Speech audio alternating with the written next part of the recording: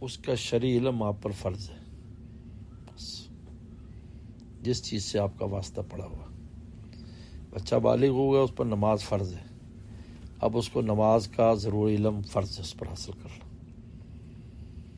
زکوٰۃ فرض ہے، اس کو زکوٰۃ کے بارے میں علم حاصل کرنا فرض ہے. حج ہے، حج کا علم حاصل کرنا فرض ہے. جب تک نہیں ہوگی اس وقت تک نہیں ہے. حج فرض نہیں، اس کو حج کے بارے میں ضرورت نہیں، سیکھے. لہذا اگر علم سیکھنا ہے، اگر حج فرض ہو گیا، اب اس کا فرض ہے آپ علم سیکھیں. اب سیکھے بھی حج کیسے کرنا ہے، علم والے کے ساتھ رہے. یہ ہے تو علم. جو علم ہوتا ہے، علم کی فرضیت، جو چیز جس پر فرض ہے، جیسے دکاندار ہے، اس کو چاہیے علم حاصل کرے کہ کیسے دکانداری کرنی ہے، سودی معاملات، حلال حرام کے بارے میں اس کو معلومات ہونی چاہیے. فرض ہے اس کے ذمہ. حضرت عمر رضی اللہ تعالیٰ عنہ دکان پر، کوئی مارکیٹ میں دکان نہیں کھول سکتا تھا جب تک کسی عالم سے لکھوا کے نہیں لاتا تھا کہ میں نے بیع و شراء کا علم حاصل کر لیا ہے. کہ حضرت عمر کے پوری مملکت اسلامی میں قانون تھا. جب وہ دیکھ کر دیتے کہ اس کو ضرورت، اب وہ دکان کھول سکتے.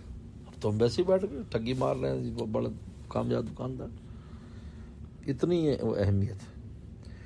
تو یہ قانون ہے شریعت کا کہ جو چیز سے آپ کو ذمہ داری پڑ گئی، اس کا علم حاصل کرنا آپ کا فرض ہو گیا.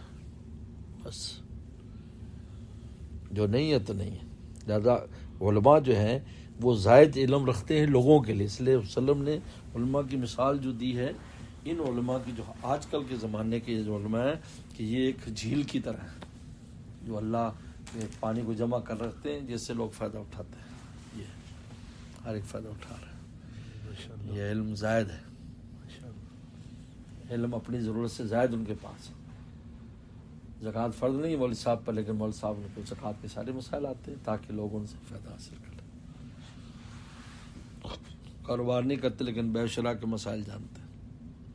مفتی صاحب بیٹھے فتویٰ دے رہے ہیں. یہ ہم دارالکفر میں رہتے ہیں تو ہم پر کوئی فرض ہے